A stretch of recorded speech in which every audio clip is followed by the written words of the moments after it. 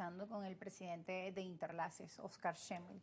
Hemos venido conversando sobre el voto emocional, usted hablaba del voto neurótico particularmente, la gente desea un cambio, mejoras en su economía y no importa, sino el que tenga más posibilidad de ganar. Algunos hablan de la economía del voto. Lo cierto es que hay 9 candidatos de la oposición y hay 8 pues, que no logran tener ni un 20% juntos. No han logrado llegar con su mensaje a la población. Algunos decían que llegaba para dispersar el voto opositor, pero también hay un chavismo que es crítico del gobierno de Maduro, que también, podría también dispersarse ese voto del chavismo duro. Empezó la campaña, hemos visto que por parte del gobierno de Nicolás Maduro retomaron esa canción de Chávez, Corazón del Pueblo, que busca rescatar también, ¿no?, todo el sentimiento del chavismo. Es que el chavismo, que muchos han perdido la conexión con lo que han denominado algunos incluso madurismo. Dicen que es diferente, que no es lo mismo. El chavismo, más que una ideología, un programa de gobierno, el chavismo es una comunidad emocional, una cultura política, una estructura emocional, una comunidad emocional, una ideología, una cultura política. Y que logró hacer una gran mayoría en los votos, más del 70% identidad de clase, una identidad de clase. Decir chavismo es decir pobre. De alguna manera hay un vínculo emocional. Y los mayorías populares reconocen que ahora los tratan con más respeto. Hubo un problema de exclusión social que hoy se ha superado, así sea simbólicamente.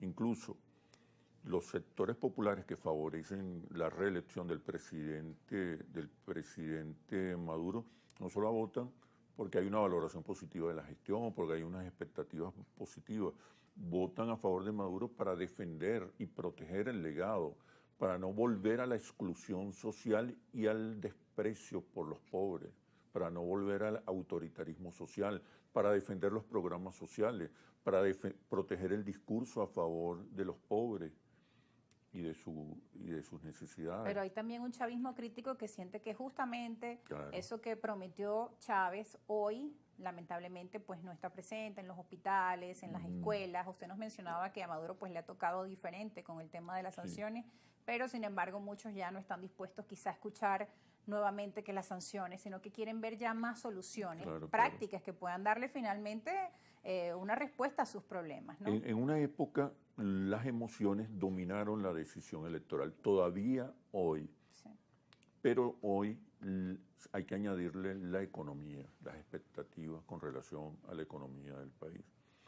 Y quienes respaldan a Nicolás Maduro, a la reelección del presidente Nicolás Maduro, entienden que les puede ir mejor ahora que con otra opción de oposición, que hay un proyecto, que hay una propuesta, que hay una gestión positiva que bajó la inflación, que resolvió que ha protegido la moneda nacional frente a una devaluación que se ha contenido, los programas sociales, las inversiones, el sostenido crecimiento de la producción petrolera y las medidas coercitivas unilaterales.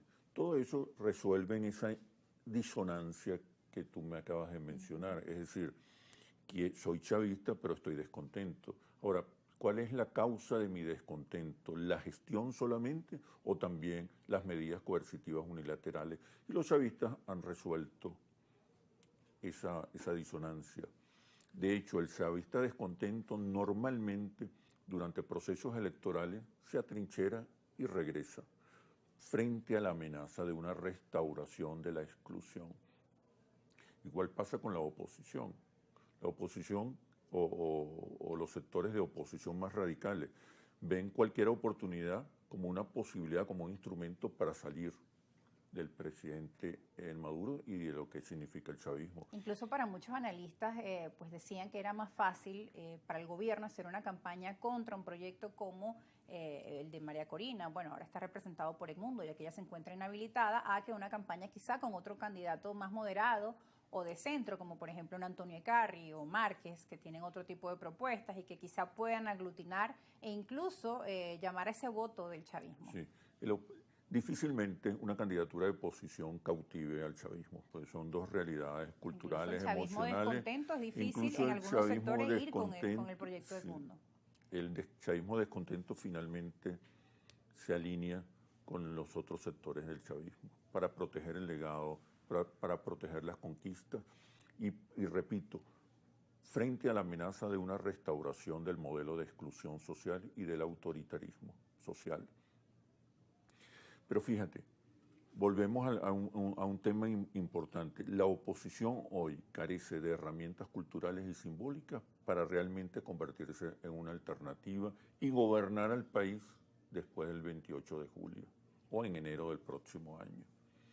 Esas carencias son muy graves porque te impiden gobernar, te impiden vincularte con las mayorías de manera efectiva, sostenida, Incluso se ha hablado profunda. Que tendría que ser, en el caso de que gane la oposición, un gobierno que pueda incluir a los factores que, digamos, del gobierno, del oficialismo, de cohabitación. Por eso lo importante en el caso de Estados Unidos es garantizar el orden, la gobernabilidad, la estabilidad social.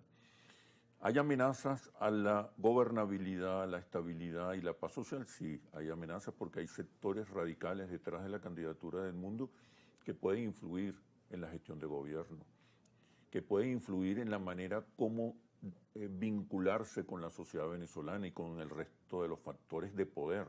Hoy el chavismo no solamente es una fuerza simbólica, cultural, emocional, política, ideológica, es una fuerza institucional. Las instituciones de alguna manera están vinculadas, asociadas o participan de la visión de país y de sociedad del chavismo. La sociedad entera, fíjate, una cosa sorprendente, o que define un poco, entre otras cosas, esta situación. Hoy el chavismo tiene más respaldo en distintos sectores sociales que nunca antes. Los empresarios hablan bien del chavismo. Algunos sectores de la clase media que han visto que se ha estabilizado la economía y el tipo de cambio.